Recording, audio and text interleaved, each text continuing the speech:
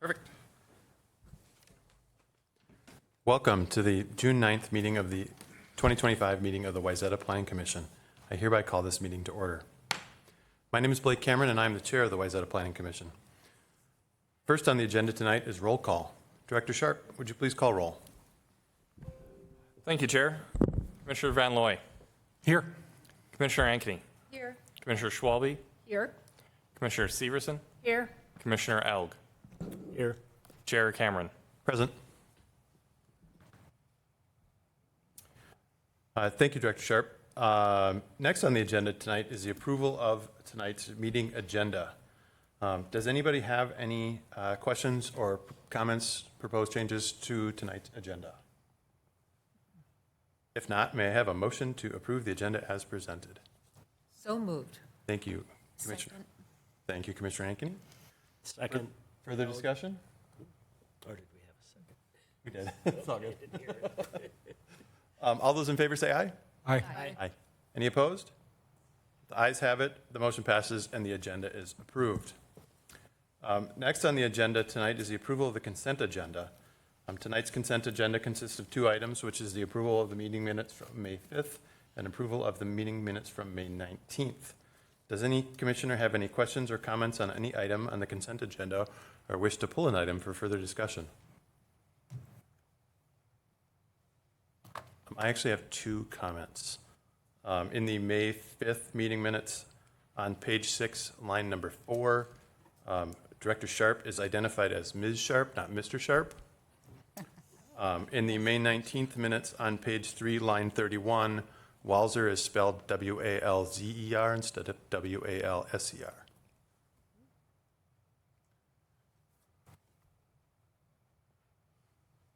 All right. Anything else? Can I have a motion to approve the consent agenda with those, as presented with those two items, additional items? So moved. Thank you, Commissioner Van Looy. Can I have a second? Second. Thank you, Commissioner Ankeny. Seconds. 2 seconds. Any further discussion? All those in favor, say aye. Aye. Opposed? The ayes have it. The motion passes and the consent agenda is approved. Next item on the agenda is old business items, and there are none, so we're going to roll right into the public hearing items. We have one public hearing item this evening. That's the PDD concept plan for 1022 and 1042 Wayzata Boulevard East, which is the Walzer Lamborghini proposal. We're going to start this out with a staff presentation. And is that you, Director Sharp? That is correct, Chair. Perfect. So thank you for the opening. Yes, this is for 1022 and 1042 Wayzata Boulevard East for a land unit development concept plan. Based on some early questions, I want to go over kind of the purpose of a concept plan just as a brief matter of introduction. The concept plan is a 30,000-foot view of a future proposal to come forward for the city. I will go into some detail on individual applications that will be required in the future. However, at this time, the Planning Commission is only being asked to provide a report and recommendation on the concept plan. So in other words, site plan and initial use of this property as proposed by the developer at this time. In order to give you the context of what will be needed going forward, I will go into some of the detail on some specific items, but as I go through them, I'll let you know that we are not going to be seeking your action on those items this evening. They would come forward at that future application. Starting with a brief introduction on the location. Well, I'm sure that all of you are aware of where the two sites are located. This is just south of Wayzata Boulevard. It's to the east of Huntington Avenue South. I did not place that on there because I wanted the commission and public to be aware of the current configuration of Huntington Avenue, which I will share a little bit more later, but please take note. It's to the west of Central Avenue South, and then Superior Boulevard is off to the west-hand side. The site is guided for mixed-use commercial and residential, and it is zoned C3 service district. In terms of prominent features within the area, I already noted the major roadways, but the other item I wanted to note was Huntington Avenue South with the parking that was utilized primarily by the Edina Realty building, and then share a brief history. You can just see in this aerial photography that Huntington Avenue was closed as part of that Edina Realty application and turned into a cul-de-sac with a pedestrian stair connection up to Wayzata Boulevard. To the south of this site is single-family residential. To the west, adjacent to the Edina Realty site, is multifamily residential, and then there's some multifamily residential on the east side of Central Avenue as well. The two parcels total 0.88 acres, with the respective totals below, and then I already went through some of that Huntington Avenue background information. The existing site consists of a current dry cleaner service and then a former gas station site that has been demolished. It looks like that building had quite a few lives in the past that many of you are aware of better than I. So if you have that context and it is pertinent to your discussion, feel free to go further into that past. For this proposal, they are looking to construct a 7,845 square foot dealership with service bays for a Lamborghini. The dry cleaner will be almost 2/3 demolished, leaving around 1,385 of remodeled dry cleaner space in its existing configuration and location. I will go through individual aspects of this application, but a couple items to note on this site plan are retained site accesses, which I'll go into detail, and then the location and shape of the structures that are remaining. There are a number of applications for this, and I will summarize this later on in the presentation as well. In this one, I'm going to go through a little bit in detail over this slide, just to give you a concept of what would be needed, and that there are additional steps after this concept plan at a future date. So if the PUD concept plan were to be approved and brought forward, a PUD general plan would then be required. That would also come before the Planning Commission and City Council and require another public hearing. As part of that PUD general plan, there would be 4 variances needed that I will go into detail further in this presentation, but these are parking setbacks, stall depth, access separation, that has to do with the accesses to the site, and then the required number of parking stalls. There would also be required 5 design deviations. These are largely due to where parking is located and the additional design elements that the city of Wayzata has sought as part of development within the community, principally along Wayzata Boulevard in this district. I'll go into additional detail on these. The final couple of items are a conditional use permit and a preliminary plat to combine the 2 properties together into a single parcel again, and then the conditional use permit for that fence that I will point out. It's on the southern end of the site, and I will highlight it coming shortly. The final step does not come before the Planning Commission. It'll be the final plat development agreement and PUD agreement, or configuration thereof as needed for the site.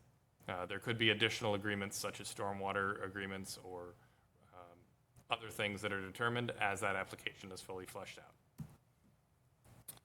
I'm not going to go through this slide in full detail. Essentially, staff did an analysis on the setbacks that were required for the underlying zoning district, which is what the PUD refers to and is required to, our code actually requires that PUDs refer to their underlying zoning district for their setbacks, and then what those setbacks would be for the dealership and the dry cleaner. The couple items that I am going to point out are that the existing dry cleaner would not need a variance. It is in its existing location, but would not be compliant to the north or side lot line setback. And then there is a variance that would be required on the southern property line that is a 10-foot setback required where only 5 foot are shown. That is where a 8-foot, could be 6 foot, I apologize, I have noted multiple on here, I believe. Fence is going for privacy screening to the properties to the south. I'll show you that location next though. So just to start with that fence, the fence location is going to be in approximately this location here along the southern parking, taking the 90-degree turn that the parcel line does, and then following along the southern property line to screen this from those single-family and duplex properties to the south. As you can see in staff's analysis, and actually the applicant's analysis, the site would require a parking stall variance. So the required number of stalls is at 41, and the site is only able to provide 39 at this time. That is not including any of the parking stalls on the west-hand side and along the Huntington right-of-way. That was not included as part of this project for their parking calculations, as that is still technically public parking, or public property.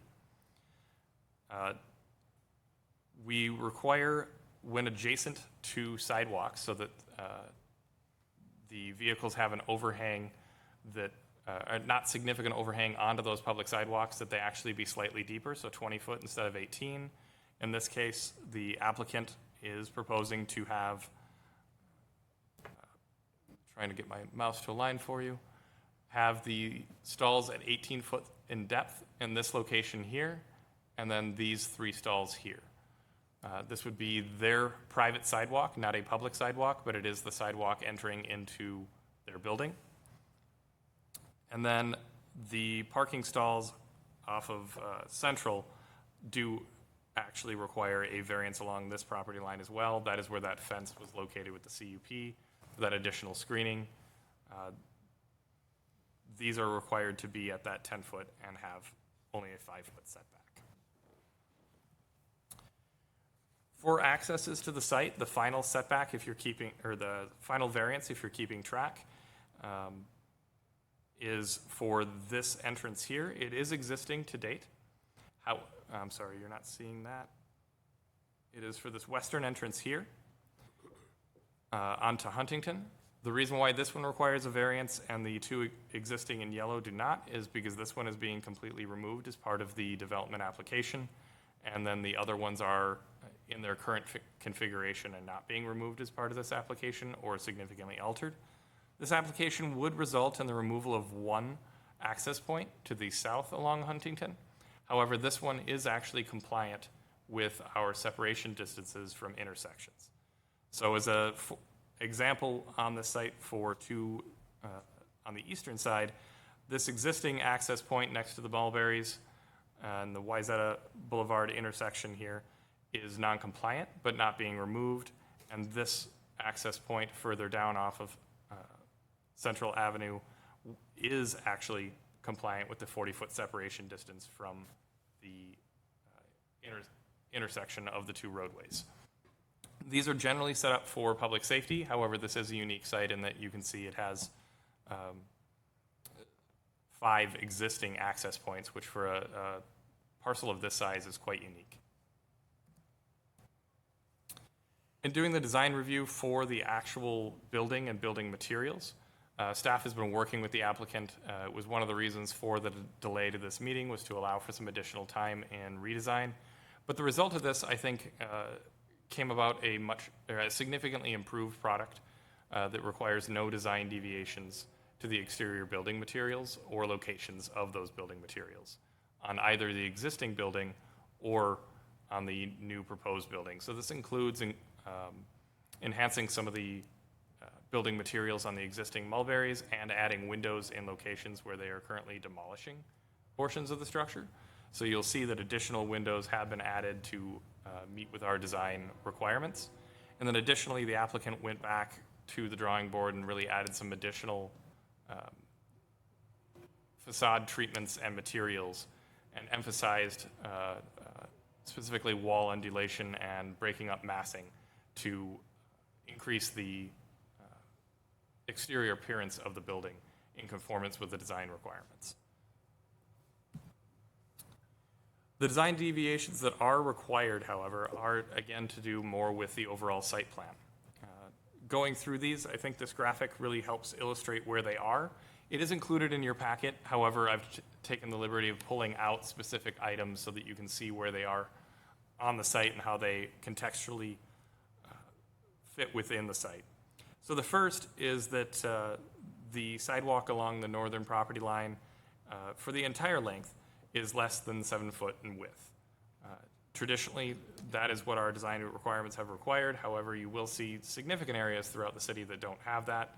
So as an existing condition, that is something that policy level wise will need to be guided by the Planning Commission and City Council as part of that PUD general plan. Additionally, the next two are highlighted in green because they overlap with one another.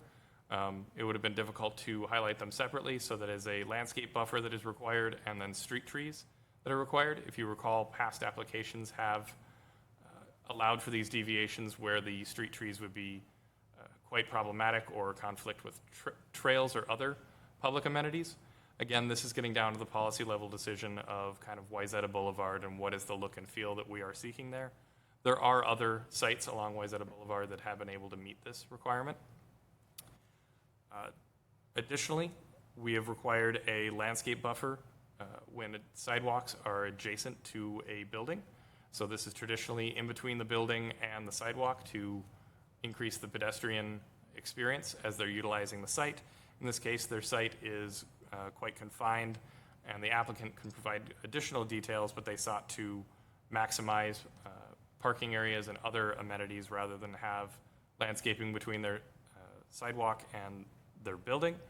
And then the 3 stalls in the front yard, essentially, along Wayzata Boulevard would require a design deviation where we've pushed those into side yards and rear yards in all of our design districts, not just the Wayzata Boulevard. As a quick recap and an area that I'll move through relatively quickly, this is going to still require additional review from the Planning Commission and City Council, so this is a multi-step process. The public will be invited to engage at future dates, and if this were to proceed, that is. And this wouldn't be the final item that the public would have to be able to participate. And then the final steps are the PUD final plan, final plat, and PUD and development agreement. Those are typically just done at City Council action. The city engineer had a number of comments, principally related to items that I've already gone over. I'll quickly try to summarize these. We've already gone over the parking stall depth. They are not supportive of that, specifically because of the fact that this does overhang a sidewalk, and we have tried to be consistent about this practice in the past. They are seeking a detailed survey, which would be required as part of any plat application. Tree replacement is not required at the concept plan, neither is a landscape plan. Stormwater management, again, not generally at concept plan, but these are items that would need to come in as part of the PUD general plan. They have also wanted to convey that there may be updated water service, that the applicant should reach out to them directly to begin planning for that if this project moves forward. And then they would like to coordinate with Hennepin County, because Wayzata Boulevard in this area is a county roadway and managed by the county, not by the city.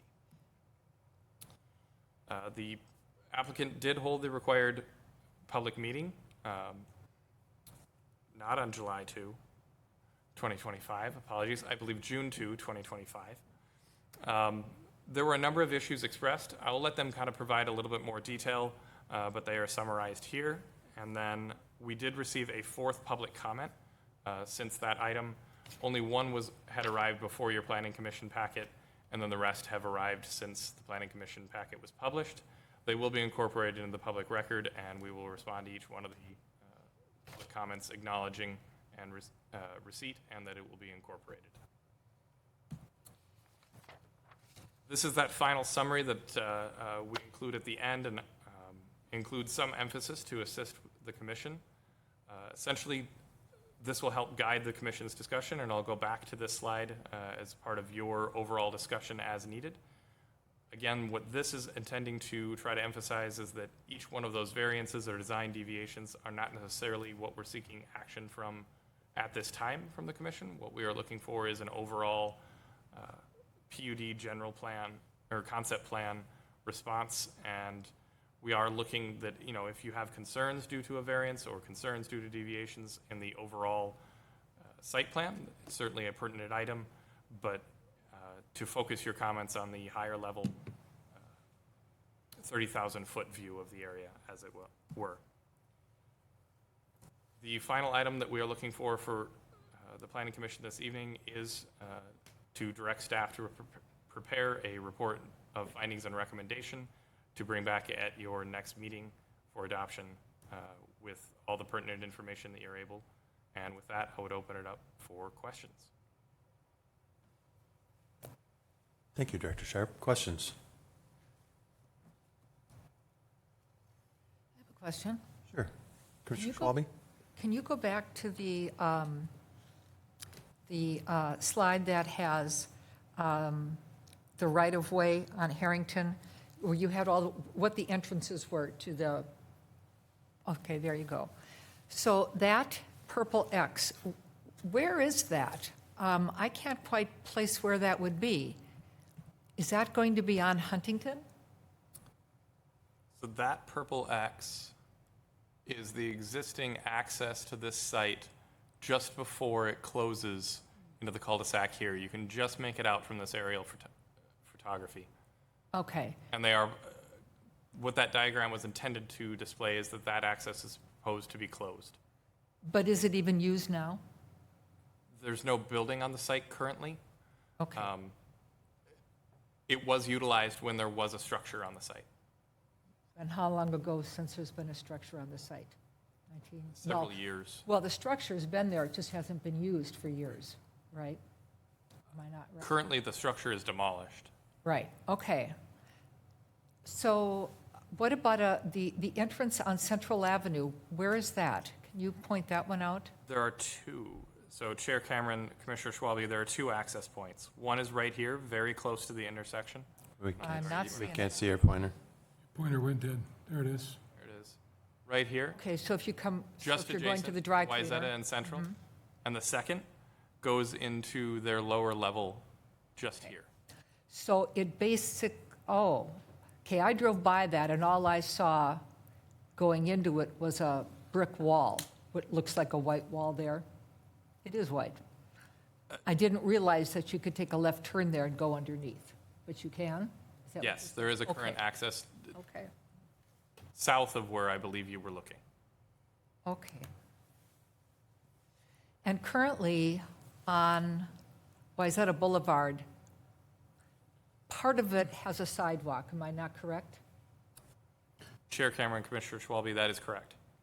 Okay, and I see, are those two trees there in front of the dry cleaner? Are they still there? Chair Cameron, Commissioner Schwalbe, I believe they're still there. It would still be part of a site assessment when we were doing the full review outside of the site, if there were going to be impacts, which there likely are in construction. And when this PUD was first put in effect way back when, there wasn't a requirement for sidewalks or buffer zones, is that right? Chair Cameron, Commissioner Schwalbe, to my knowledge, this hasn't been a PUD in the past. This has been a straight zoning site Oh, in the okay, past. all right. This And it was site, not required? this site is a relatively old division of parcels. It is likely that it has been redeveloped multiple times over the life of Wayzata. Sidewalk is not present for the entire length of it. It would be required today. Presumably, it may not have been required in the past, but I couldn't speak with full authority to that. Thank you. Can I? Commissioner Ankeny? So there's no sidewalk right now in front of the building as it exists? There's, Chair Cameron, Commissioner Ankeny, there is a section to the north of the Mulberries that is lacking some sidewalk. And as you continue and cross, the new development on the corner of Superior and Wayzata is going to have sidewalks? So this area, Chair Cameron, Commissioner Ankeny, I'm sorry, I can't see where you're pointing. I'm sorry, the Superior Wayzata Boulevard, the new, where the bank used to be, the Methuen, That that yes. all has, that all is going to be sidewalk? Chair Cameron, Commissioner Ankeny, that is correct, yes. Okay. Question for you, Director Sharp. Existing in the C3, do we have any other car dealerships in the city of Wayzata? Chair Cameron, we do have another car dealership off the top of my head. I'm not sure what that's zoned. It's north of Wayzata Boulevard. We can look that up in the meeting, though. Okay, sorry to put you on the spot with that one. I just wanted to was fairly sure at least one of those properties over there is actually City of Wayzata, but I'm not, it's like real weird. Sure, the Chevrolet, the Yeah. Lexus. Oh, yeah. Some of those are at Potentially Minnetonka. BMW. Yep. Yeah, there are several of those along the border. Some of them are not within the city of Wayzata. And I believe one at of them least is. one is, Yeah. potentially two. Okay. Can I ask? Oh, go ahead. Commissioner Schwalbe. So can we go over to the area, the same slide is fine, where we can see where the Huntington right-of-way is? Do you know how wide that is? Chair Cameron, Commissioner Schwalbe, sorry, still looking up the last question. Can you repeat your question? I'm just wondering what the width is between, okay, so there's parking now that's right in front of that Edina Realty building, and there's also parking that's right along the site that we're talking about here. Edina Realty is now using both those, even though it belongs to the city, correct? Chair Cameron, Commissioner Schwalbe, to the best of my knowledge, that is correct, yes. Okay. So it's possible that they could share that, right? And not just be Edina Realty? It would be, Chair I don't know, Cameron, there's quite a few Commissioner spots. Schwalbe, I don't know the specific agreements put in place at the time of the Edina Realty building. We can certainly look into that with greater detail, however. I would like to see that. Yep. Okay, thank That you. is something that we can include as future iterations of the project come along, and I will also And include there's also parking. a recap of it within the report that would come forward for your report and recommendations as well. So look for that in the high-level staff report as a response. Thank you. Commissioner Ankeny. Quick question on if this does pass, do we have a lighting ordinance so that it's not lit 20, I mean, I'm assuming they're going to want it lit for security if they have Lamborghinis on their property, but how will that affect the neighborhood if it's lit 24/7? Chair Cameron, Commissioner Ankeny, they would be, we do have a lighting ordinance. They would be required to submit a photometric plan with the PUD general plan that I was noting, along with the landscape plan and other materials.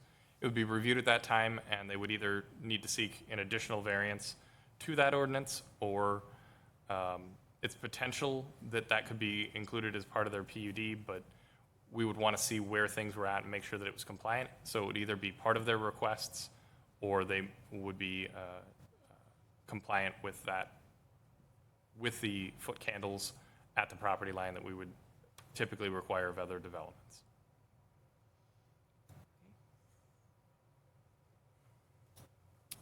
Chair Cameron, Commissioner Ankeny, just as a note on the aside, I do not believe that there'll be any exterior storage of vehicles for sale, and as you look at their design of the building, even those being serviced appear to be stored primarily indoors, so it'll be customer parking and employee parking, primarily outdoors.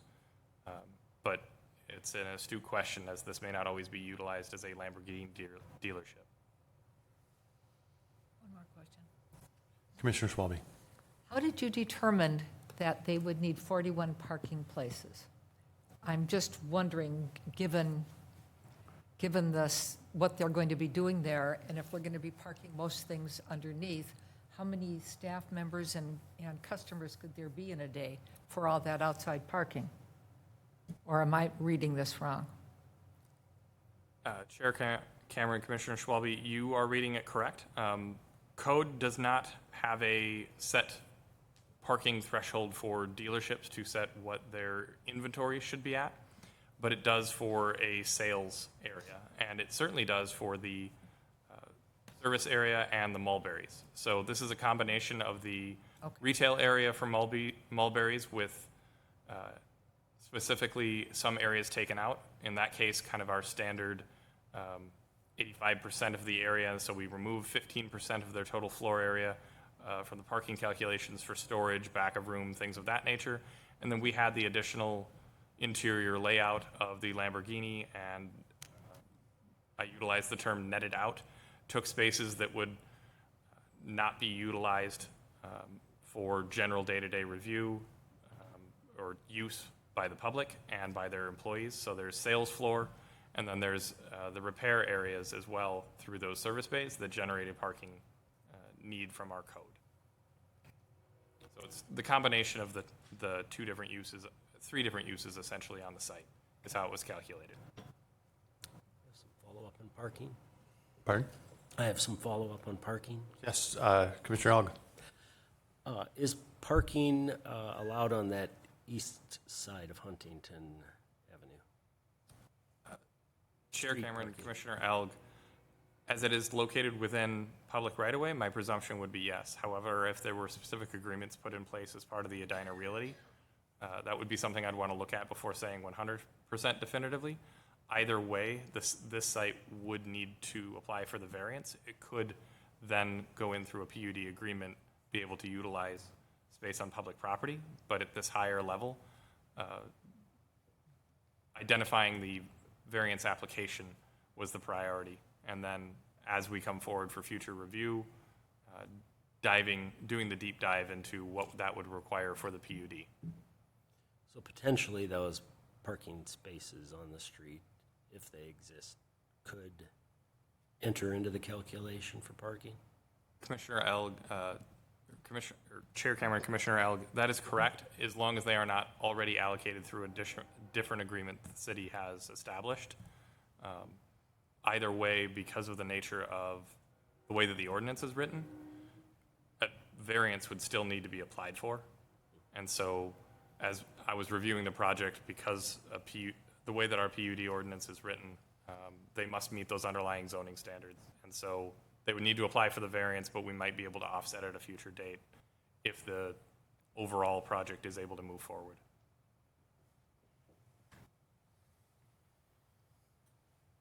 Perfect. Thank you, Director Sharp. Commissioners, anybody else? I guess I have one more question. Commissioner I'm assuming that the sidewalk comes into play. I guess my question is this. Right now, there is not continuous sidewalk from Huntington to Bushaway Road on the south side of Wayzata Boulevard. But I'm guessing that if those properties that currently don't have sidewalk are redeveloped, they would be required to add it so that at some point, potentially, there would be sidewalk all the way. I get, right now you can't walk all the way, so I'm like, why do we care if there's a sidewalk anyway? Most people now would cross the street to get all the way down to Bushaway anyway. But I presume that future development would be required to have sidewalk. Chair Cameron, Commissioner Elg, that's a very astute comment, yes. This is a common practice for cities. It's a best practice for cities. When there are sidewalk gaps, we identify those. These are identified in our sidewalk plan as official gaps within our current system. In both cases, they are then highlighted as, for future developments, they shall provide sidewalks. This is what we do in residential neighborhoods, commercial districts, et cetera. And it's a long-term plan because cities can think long-term in a way that development is not always as astute to. Thank you, Director Sharp. All right, we're gonna turn it over to the applicant now. So I'd like to invite the applicant to come forward and address the commission. Please state your name and address for the record and your role with the applicant's team.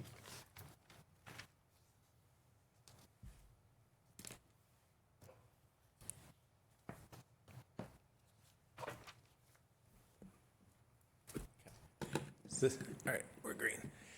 Good evening. My name is Dan Burnham. I live at 10 Nicholas Way in Hudson, Wisconsin, and I represent Grease Architectural Group, the architect on the project.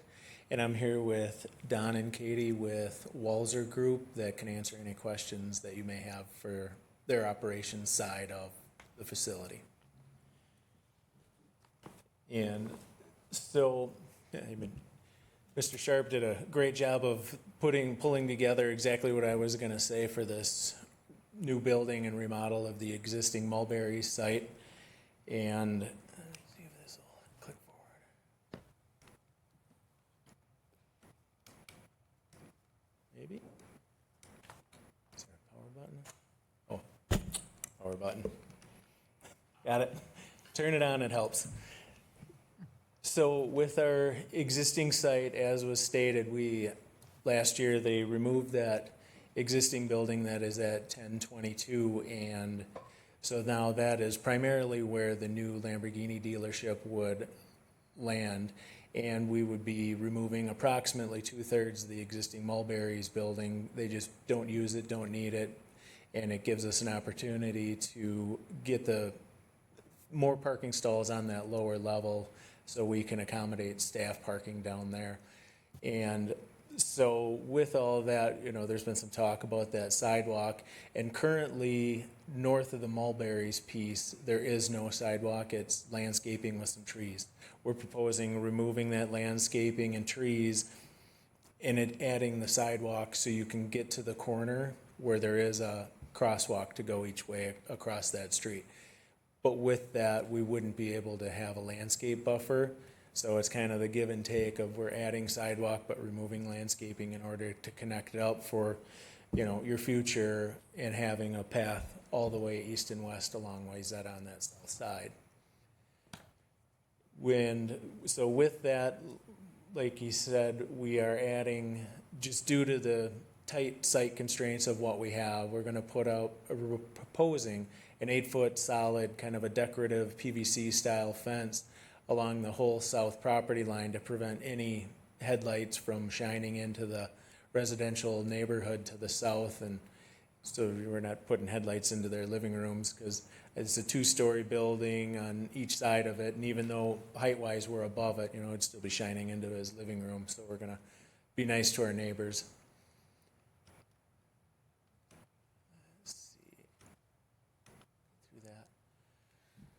So this is just kind of the general site layout, and we would be removing, as was stated, the furthest south Huntington Avenue access, just with the existing grades between Huntington Avenue and where we would have to put our grades on our parking lot. It would just be impossible to get, especially low-profile vehicles, up that to get into the site. So we're proposing having the 3 currently on the north side just due to existing grades and how we can get vehicles in and out of this lot. And then that new parking to the south off of Central would be fairly close to where there's an existing, a little cut-in to get into a tuck-under garage that's in that existing dry cleaning building. We would just be extending that to get, because we're going to have a lower level in order to store vehicles in as well. And we will only have, I'll click ahead here. So here we would have spaces for 16 vehicles, and these would generally be used vehicles, trade-in vehicles that they would be taking for inventory, and we would have no inventory sitting on the surface overnight. Just, it would be employee parking and customer parking on the surface lots only, and all of the for sale vehicles would be stored within the building. So the lower level is your mechanicals, a little parts department, trash area would be inside the building, and then some inventory parking. And then as we head upstairs, we would have the 4 cars in the showroom, customer lounge, offices, a car configuration area where you would go in and order your vehicle, restrooms, and then 5 service bays with kind of break room, other restrooms, and just kind of their tools and areas that they need to perform service on the vehicles.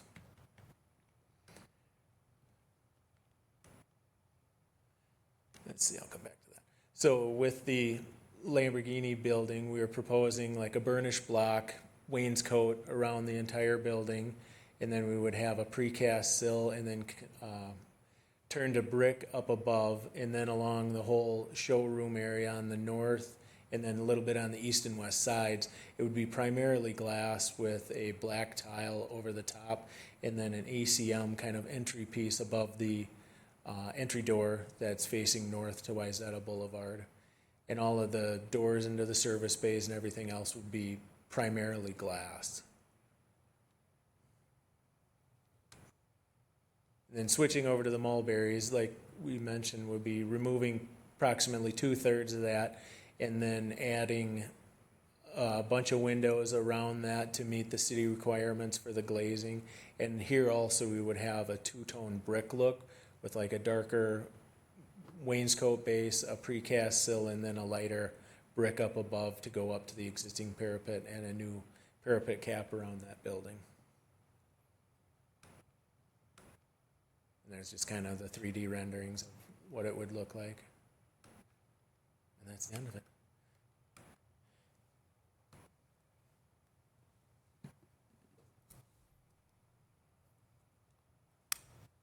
Thank you, Dan. I think I hit it all. Was that, Yes. okay. Commissioners, do you have any questions for the applicant? I have a couple. One is vehicle delivery. I'm trying to figure out how, with that drive so close to Wayzata Boulevard and the limited space, how you're proposing to get vehicle delivered.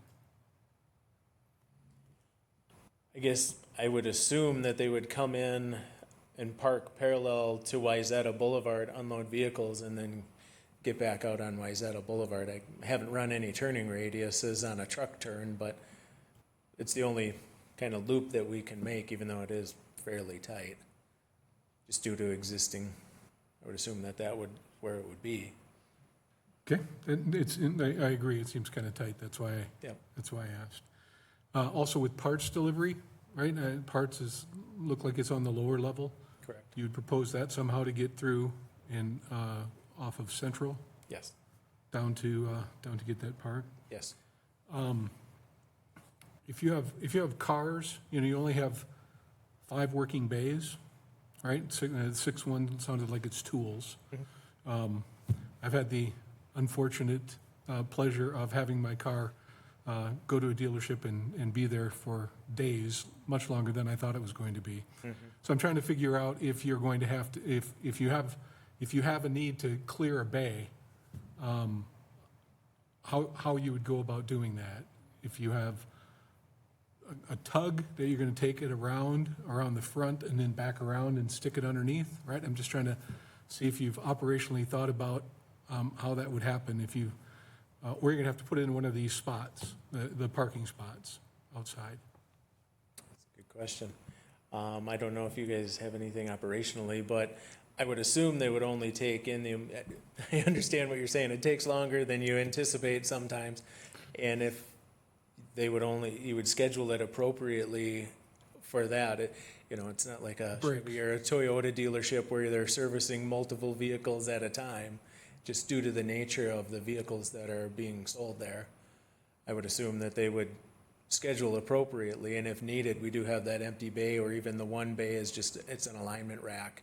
They could put one on that wouldn't have an actual vehicle lift in it. There would be 2 open bays that could potentially store vehicles for a longer term.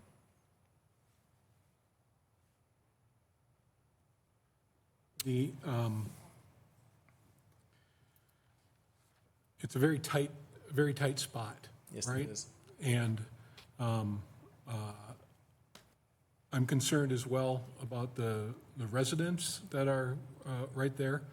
And I have some friends that have some sporty cars, and they like to make sure they hear the car that they just got serviced and make sure that it sounds like they want it to be sounding.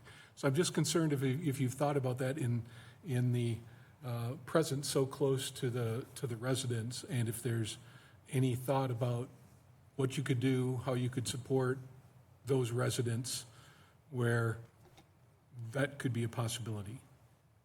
Sure. And that would, the lower level would just be, employee parking along there, so there wouldn't be anything, I'm assuming that they would pull, when the car is done, it would get pulled out of those service bays and brought around to some of the bays, those 7 bays on the west side that are facing Huntington, because right inside of there is where our service manager's office would be, and so that there would be an employee bringing it around, so it would, I understand that sound travels and it would hit the south too, but they would be on the west-hand side of that building, and I don't know if you can control somebody revving their vehicle up, but I would hope that they would have respect for their neighbors. Okay. I guess I'd like to make a comment. Commissioner Elk?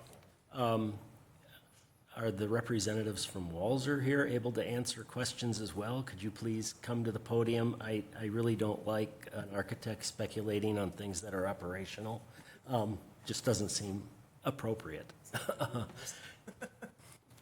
And I do have some questions, if I can ask those now. Yeah, absolutely. Does Walzer own this entire property? Yes. Why is the dry cleaner so paramount to leave on this site?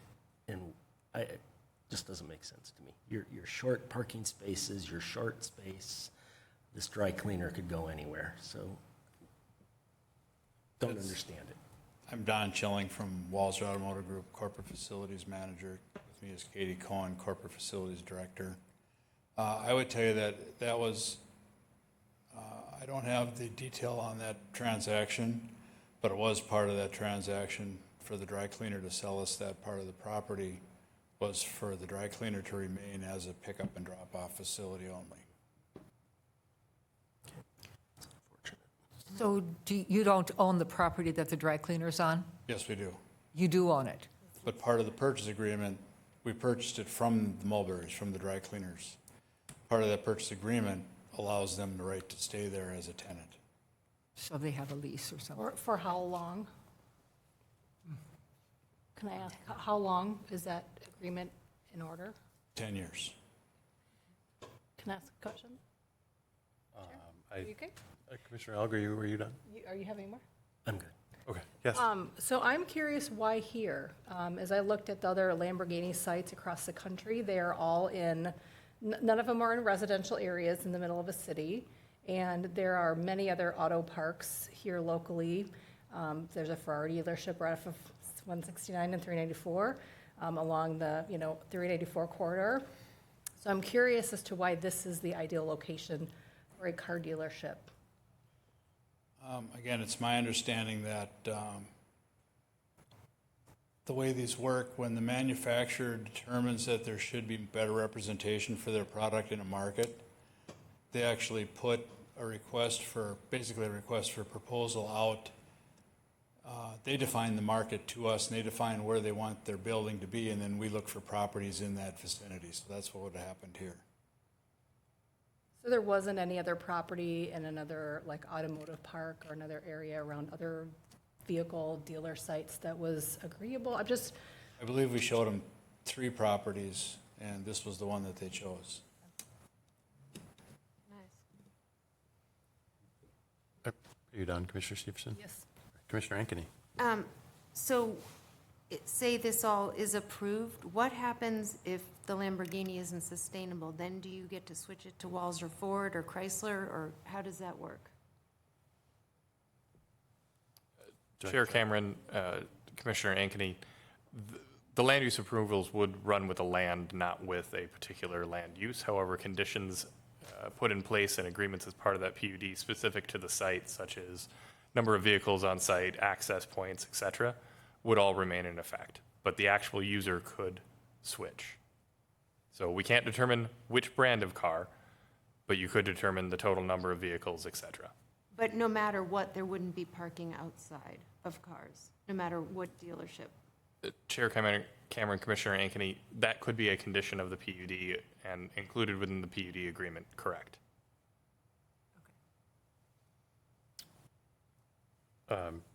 Question back for you guys. Where are the parking spots for the dry cleaner located?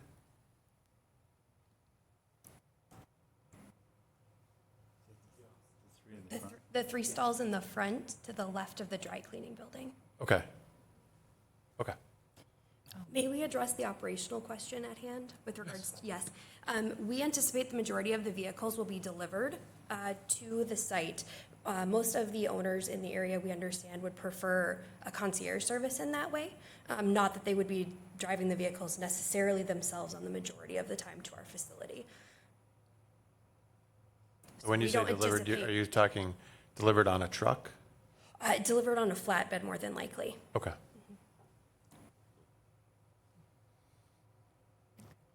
Commissioners, any other questions? So just one more quick question. So when the cars get delivered, they're brand new, they're in a truck, on a truck. And where does that, did somebody already ask this question? Where does that park in order to unload the properties, the cars, I think Commissioner Van Looy asked that. yeah, They were talking about like parallel to Wayzata Boulevard. parking on Wayzata Boulevard? No, parallel to Parallel. that drive. in Oh, front yeah, of the building. okay. Thank you. Is The that, thing to I note, understand that too, on- correctly? on These vehicles, they don't come to us on transport trucks like conventional Okay. 8, 9, 10 in the unit. They come to us as they build them, so it's typically one at a time in a small enclosed trailer. Thank you. Can I ask another question? Commissioner Severson? So then, is there a used car exchange, or have you, like, do they turn it in and pick up a new vehicle, and then what happens with that used car?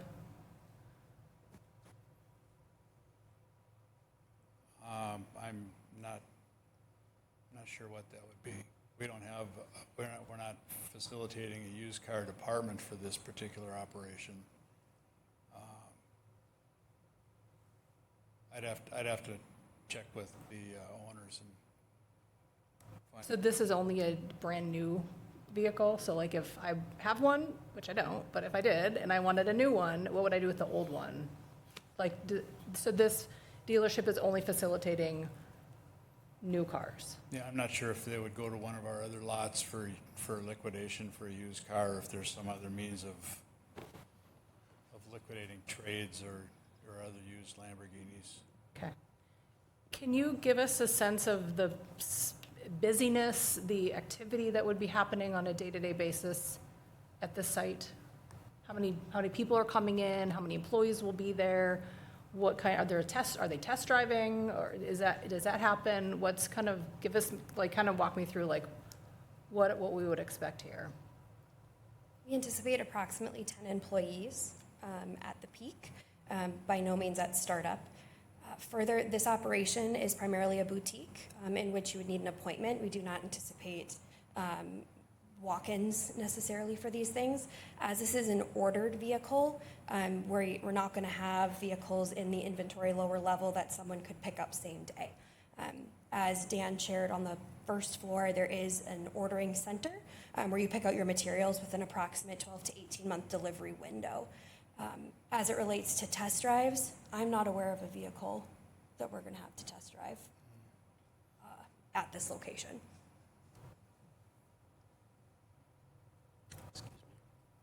Commissioner Howell?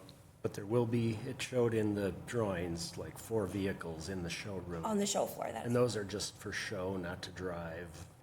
My understanding is those are to see the finishes that you can achieve in the different models of vehicles for each level.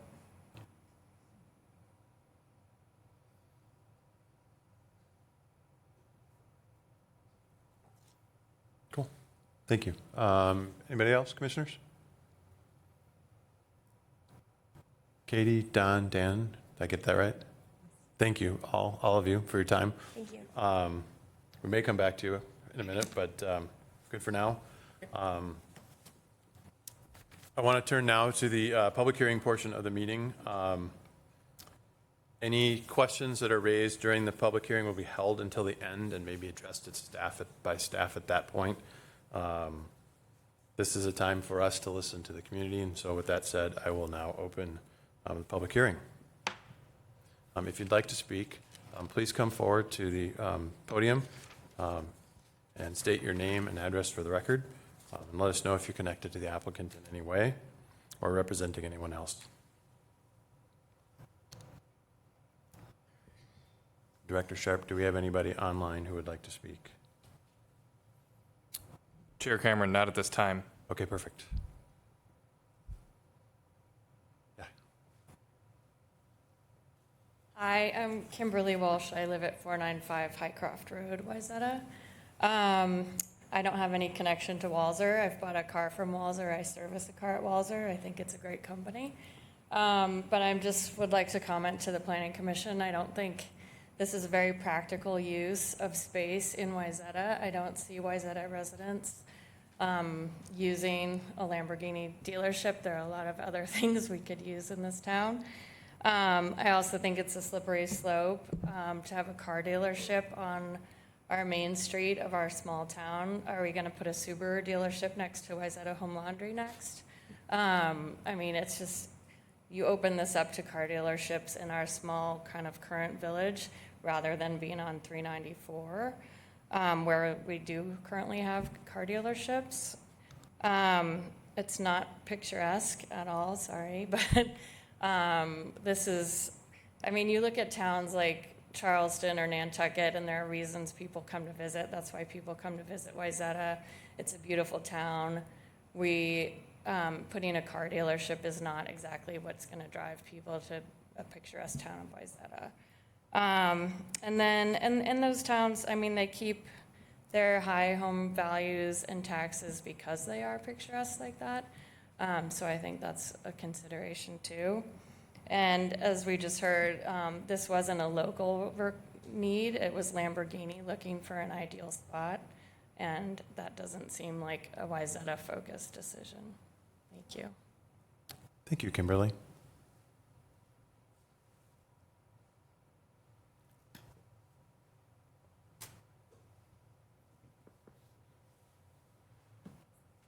Yes, I'm Gordy Straka. I live at 130 Huntington Avenue, which my property abuts the back of the station property. Been there for 57 years. And this is a big step up from the last proposal of putting a Caribou drive-through there. And that was a complete disaster. The Walzers have worked with the neighborhood and us very well.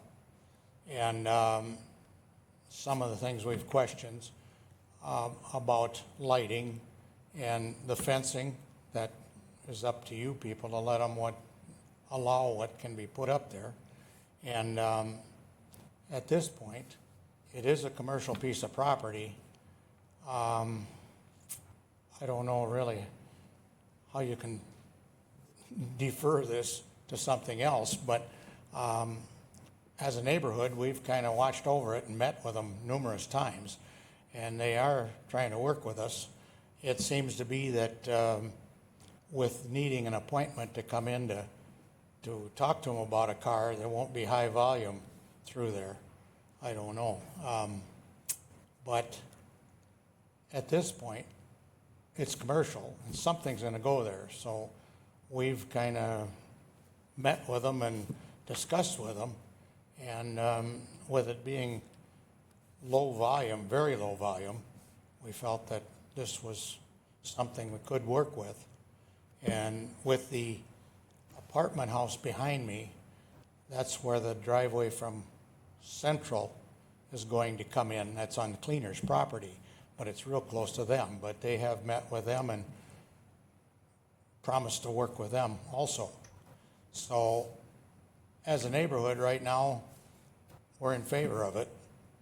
And what the rest of this town, she's talking about things changing. I've been here my whole life. I grew up here, graduated from the school up here and everything. And as I say, I haven't left Wayzata, but Wayzata's left me. It's basically gone with your boardwalk down there and the main street for the restaurants. And so that's kind of where I stand. Thank you. Thank you, Gordy.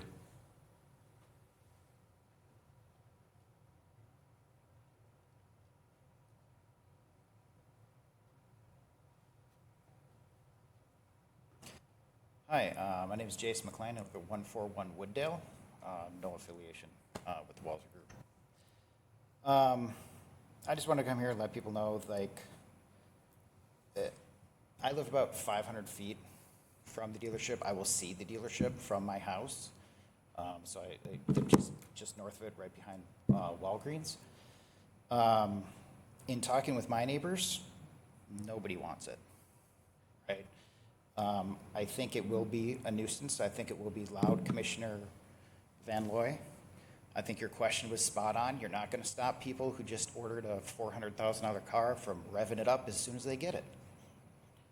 I already hear the Ferraris, the Porsches, the Lamborghinis as they're going left down Superior to Lake Street, very loud, right? wake us up in the middle of the night on Fridays. So I think it will be a nuisance. I'd also like to say that I built a house 10 years ago. We asked for 1 variance and we had 0 approved. There was quite a list of variances, and as we know, there will be more. I think that they exist for a reason, like our building codes and statutes and things like that, because of what we want our community to be like. And so I'd just like you to take that into account. Thanks. Thank you, Jason.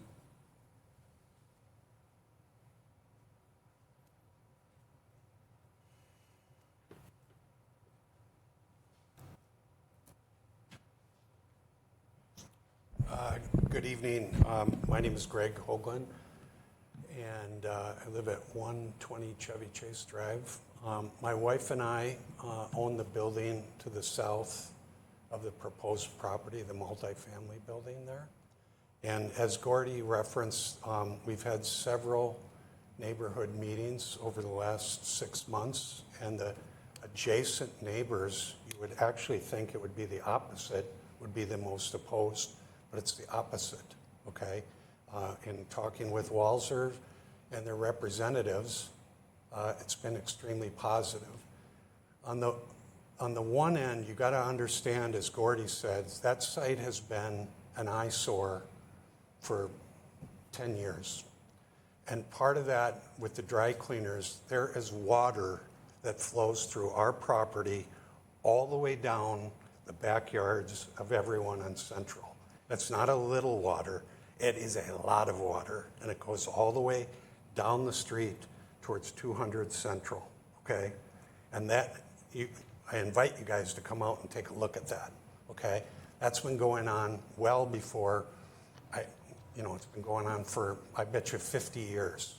So one positive of if there's some development on the site, it's going to restrict the water and the heavy water that's running through Bob's yard and everyone downstream. That is a macro level issue here. 2, obviously, a Lamborghini is sold in a different fashion than the car dealers down 394. It is a concierge service. I've been told they sell 50 cars a year, okay? They run $400,000 to $500,000. We're putting in an order, we're waiting 18 months, and we're going to pick up our car. This is not Wally McCartney, Lindahl's Olds anymore, okay? It's a different environment. Like Tesla, they sell cars in the shopping malls here, okay? There's a reason, because life has changed, okay? So I just put that out in the fact that this is a boutique, and the reason, why do you think they want to come to Wayzata? It's the focal point of being able to put a brand in Wayzata. I don't have any affiliation with Walzer. I don't have any affiliation with car dealerships. We own the building that will be 10 feet from our tenants, okay? We've walked through the respective things that they're doing with the fencing and the retaining walls, and we're very open to working with them, and I think it will be an asset, and it will not reduce property values, in my opinion, and I have the property value closest to the car dealership, so I'm not worried. I don't think anyone around Wayzata needs to worry about their property values because of Lamborghini dealerships going in. Thank you. Thank you, Greg.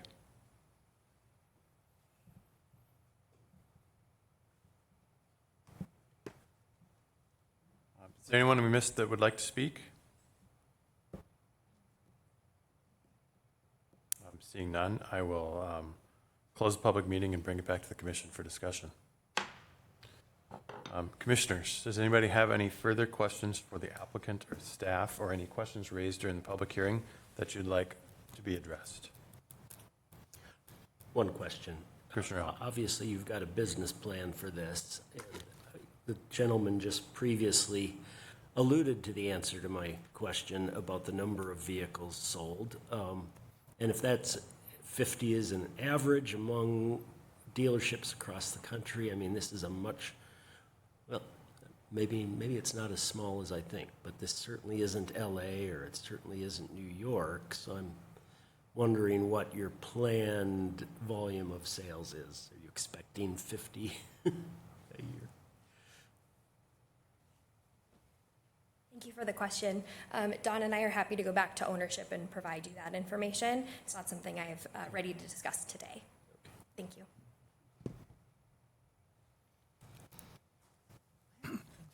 Commissioner Schwalbe. Well, I've seen other, Did you have any questions? oh, no. Okay. No, keep I your wanted to questions. get to questions before we went to discussion. Questions?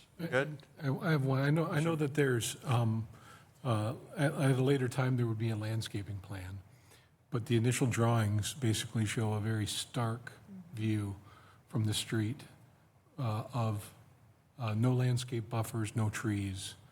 And so I just wanted to see if it's, if that's intentional or if it's just hasn't been designed at this point.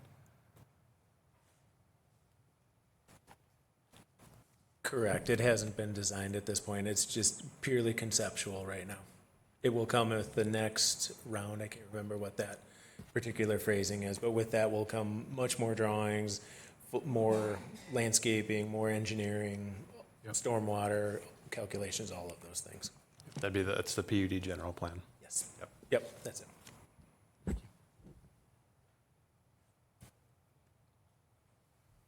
All right, so Commissioner Schwalbe, you had some items for discussion. I did. Just some comments on how I feel about the proposal. So I've been here for some previous proposals on this site, and I have to say that this one is by far the most unique, interesting, creative, innovative idea about how to use this site. And what is particularly unusual is that the neighbors that are very close by are in agreement about that, which they have had trouble being in agreement about the previous one. So this is a good sign. There are some things that I definitely think need to be worked on before this can become anywhere near doable. And one of them is exactly what you brought up, which is there needs to be some green and some sidewalk so that it looks inviting and not so stark. It is a modern building. I don't mind it. I like the building, but it is a modern building and it needs to be softened just a bit. I was trying to see if there's anything else I wanted to say about it. I would like to hear more as you go back and you come up with some more ideas, but certainly that's the sidewalk and anything you could do for a buffer and some greenery is going to make it altogether more acceptable to a lot more people. But innovative it is. Thank you, Commissioner Schwalbe.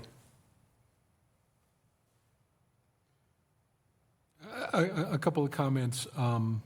The lighting, I'm concerned that even the neighbors to the south, I bring back a fence ordinance that we granted or put forward not too long ago about the amount of light coming from the dealerships on 394.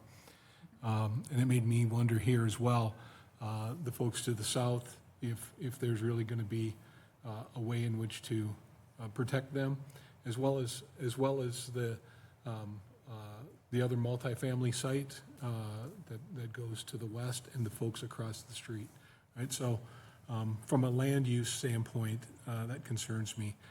The number of, even at this, a view of the concept at this point, the number of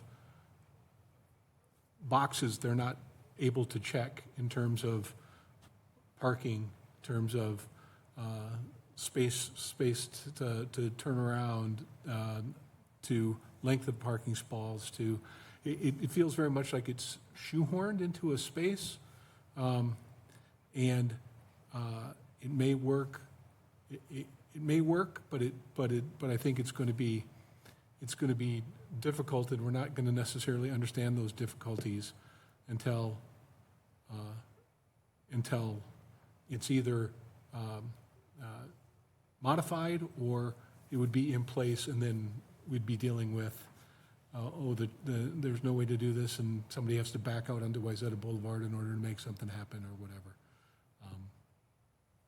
The entrance that I know still is in play, right off of Central, the one that's Wayzata Boulevard, I have seen a number of times where cars have backed up for that, from the Mulberries, and they're sticking out in Central, and then the people from Central can't go. And so I'm hopeful that maybe the 3 spots would alleviate that somewhat, because right now they park both directions in front of Mulberries, and there's no way to get through.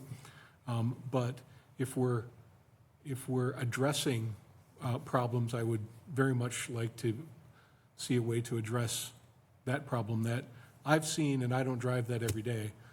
So I suspect it happens more than I know. Thank you, Commissioner Van Loy.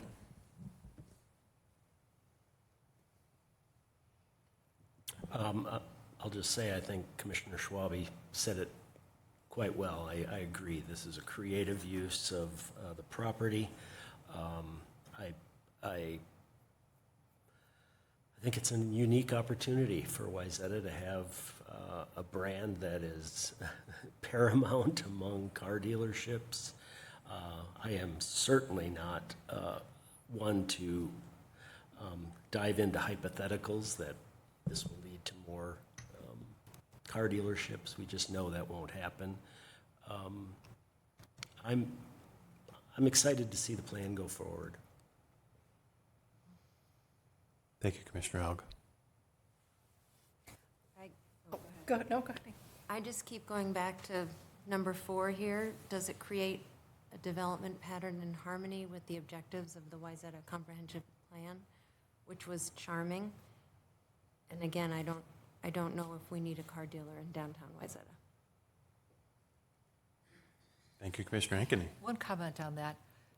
I think the charming, in my view, always, Lake Street always comes up for me when I think of that as charming, walkable. And this is Wayzata Boulevard, and it is a business district. So it's going to be a business. Anyway, I just thought I'd throw that out. Not that it wasn't a good comment. Thank you. Thank you, Commissioner Schwabe.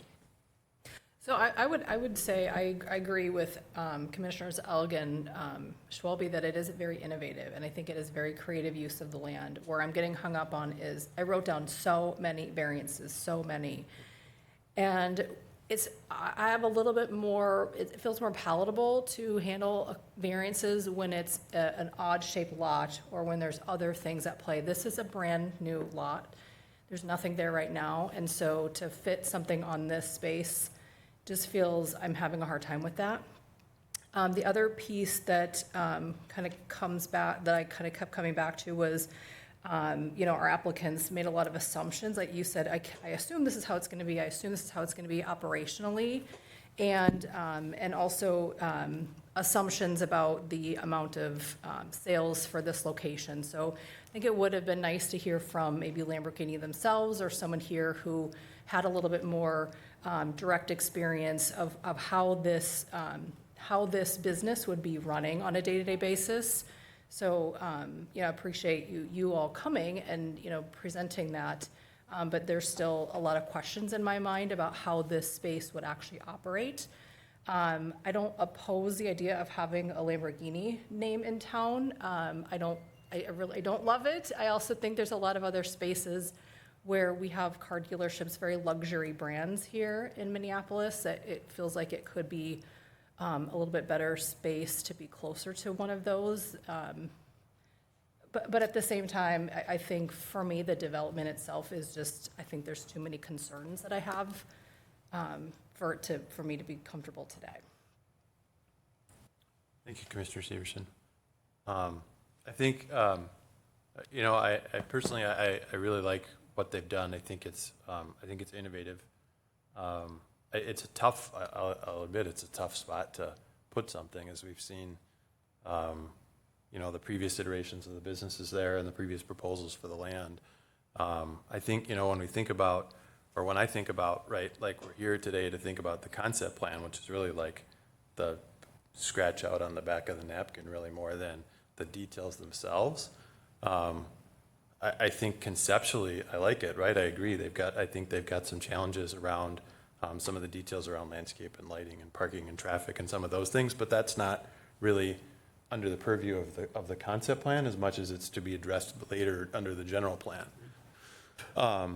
So, you know, I think having a couple neighbors that came forward tonight too and spoke and talked about the relationship with Walser, and Walser seems like they want to work with them. I think that's a positive thing too. I think, you know, like personally for me, you know, based on all that, I support the concept plan moving forward. So, for sure, a lot more details to be ironed out and things to be figured out. But, you know, when you think about at the high level, just the concept of it, for sure. Chair, if Yes. I may. The commission had asked a couple of questions, and so if I may as staff Absolutely. address a couple of those. Thank you. So going back to the first question that the commission had asked about the zoning district, it appears that it is a single parcel that is the dealership in a C3 district as well. Which dealership that is from this, I'm not able to determine. Lexus? Thank you. Our city attorney is aware of that use. I will utilize all resources available. And that's also a dealership further to the west of that, correct? There are dealerships, I believe, on either side of this, but they are not within the city limits of Wayzata. No, the red block, right above the word Wayzata, that's a used dealership, is it not? Or I think those are mechanics. that's the collision center on the corner and the used dealership? Yep, You're talking here? Yes. that is not a dealership. I think there's a collision center there, and then there's a used car dealership, if I'm not mistaken. But anyways, Okay. neither here nor there.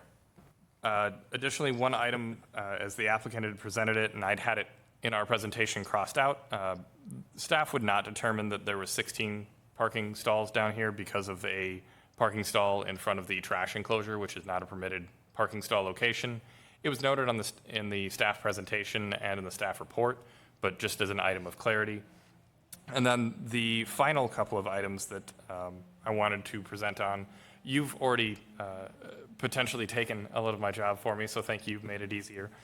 There are future items that the applicant can amend their application as they move forward from this concept plan, where they can hear the public's concerns, the commission's concerns, and amend it and come forward with 4 deviations or 3 deviations or different deviations as they were to proceed forward with their application. Additionally, the action taken from the city, either planning commission or city council, does not bind the commission or city council for a future approval at that PUD general plan. So I want to be sure that the commission is very aware of that. Any action taken at this time does not bind any future decision should you learn additional information that would not allow you to support that future application. For sure. Thank you. Can I ask- With that as an item of clarification, that was all I had. Thank you, Director Sharp. Commissioner Severson? So then what is the specific concept we're asking, or we're being asked of tonight? What is the concept? Is it this dealership? Is it this dealership with all of their variances that's in their application? Is it in the application as a whole? What is the concept? The PUD concept plan is considered a preliminary application before the more detailed plans come in. We need to identify what those future items would be under this proposal in order for the commission to make an informed decision on the 30,000-foot view. So what you're acting on is essentially the proposal of the type of land use, the identifying where you have concerns, identifying items that you believe function well, and utilizing the criteria on this slide to help gauge that future application. Sensing that the city attorney may want to add to that, was there anything, David? Chair and Commissioner, you asked the question, what is the concept? The concept is what was presented, what the applicant presented, what staff has presented to you. And the concept as it stands today would require the variances and the deviations that staff identified. But as Director Sharp pointed out, between the concept plan stage and the general plan stage, as the applicant, if applicant receives concept plan approval from council on your recommendation or otherwise, they can refine the plans. And it's not uncommon for, as plans get refined, to say, oh, you know what, we don't need that one design deviation over here, and that just drops off. Now, they have to make sure that when they come back, they've identified each deviation, each variance with particularity, because that will be part of the next application that they have. I don't know if does that answer your question? Sort of. I'm sorry, I'm not really this dumb, but I guess I'm just maybe having a hard time like separating the full application and then the concept of the application. Well, maybe one way to think about it is the concept that you're weighing in on does require all those things right now. So they're either going to have to come back and get approval for those things, or they're going to have to modify the concept to address whatever your concerns may be. And if you think, wow, this is a concept that just I could never get behind because it's going to require all those things, then you would vote accordingly. Or, I think you could approve with conditions that things be modified in the general plan. You could approve with commentary, it's in the minutes now, for council to consider as it looks at the general plan. And certainly the applicant is listening and thinking how they might address these things because they want the application to succeed and be approved too. So, Chair Cameron, Commissioner Severson, from my time here, think of some of your past applications and how some deviations specifically were deemed generally pretty acceptable. I think this is an area that you could identify where perhaps a variance or a deviation may cause overall site conceptual issues. For instance, the access spacing onto Central Avenue, well, that's not a specific variance in this application because it's existing. It's one of the reasons why I'm wanting to identify it. If you were to identify that were highly problematic, one of the nice things that the concept plan does is it allows you to identify if the commission had a significant concern about that aspect, regardless of whether it's a future variance or not. You're providing your input, and then as the future plans come forward, they change them either accordingly or they come forward with the proposal as is. So it's very close to sketch review to allow a developer that high-level response to essentially try to bring in a higher-level plan at a future date. Or not proceed if there's simply no support for an application of this nature. Does that help? Yes. Thank you, Director Sharp. Thank you, Commissioner Severson. Do we have a general consensus? Is anyone on going forward? I don't think we have consensus, but I think we should move to a motion. All right. Would anybody like to propose a motion to move Make a on motion. the concept plan? I'll make a motion. Sure. After considering the items outlined in this report, holding the public hearing on the application and discussing the requests of the application, the Planning Commission should direct staff to prepare a draft Planning Commission report and recommendation with appropriate findings. Where does my approval go? Yes, Chair and Commissioner, I think if you're planning on making the motion, and you are, I would just say that your motion would be to direct staff to prepare a draft planning report. So you pick up sort of there in the middle, Okay. and then you can insert what your recommendation would be in your motion. I move that the Planning Commission should direct staff to prepare a draft Planning Commission report and recommendation with appropriate findings reflecting a recommendation of approval on the application for review and adoption at the next Planning Commission meeting. Thank you, Commissioner Elk. May I have a second? I second. Commissioner Schwalbe, thank you. Further discussion? All right. All those in favor, aye? Aye. Any opposed, nay? Nay. Maybe a roll call vote? Yeah, let's roll through there. Make sure we got it. It sounded like we had approval, but Yes, it did. I mean, I think I saw who the nays were, but why don't we go ahead and do the roll call so it's very clear? Commissioner Van Looy, Aye. Commissioner Ankeny, Nay. Commissioner Schwalbe, Aye. Commissioner Severson, Nay. Commissioner Elg, Aye. Chair Cameron. aye. The ayes have it, and the motion passes. The draft report and recommendation will be on the consent agenda at our next meeting, and will go to City Council for adoption for their consideration.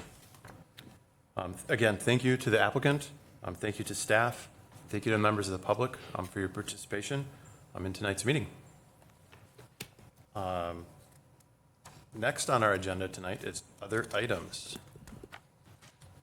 Director Sharp. Chair Cameron, in the review of development activities, we are still working on the 641 plan. Right now, the city, for the sidewalk, I know that it is something that the commission has taken interest in.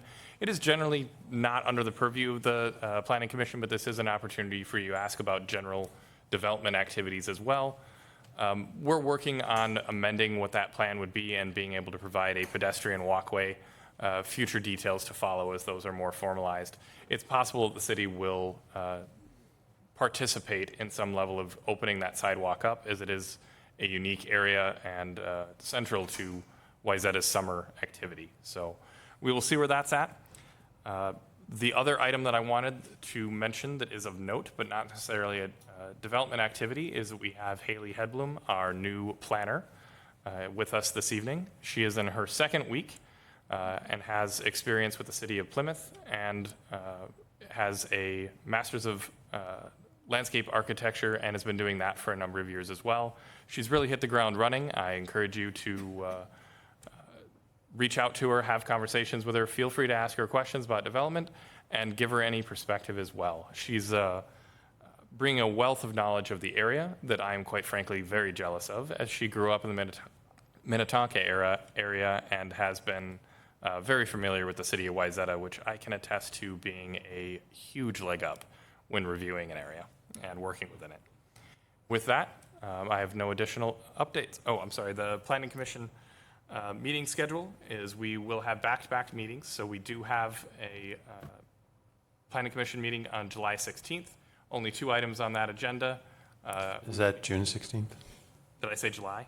It says July. It's supposed to. It says July. It's a week from today, correct? It's a week from today. Okay. Correction on that. July 16th. No. June 16th. No. I leaned in on it. June 16th. Thank you, Chair. Thank you for your patience as well. So June 16th with the back-to-back meetings, we've got 2 items on that agenda, one of which is the follow-up for the finding and recommendation from the Walzer Lamborghini application this evening, and the second is a proposed tree preservation ordinance amendment that City Council has directed staff to begin working on at our earliest convenience. Okay. With that, I've got no additional items for update. Thank you, Director Sharp. Welcome, Haley. Thank you for joining us this evening. Thank you all for your participation this evening. That concludes the items on our agenda. Move to adjourn. Move to adjourn. Second.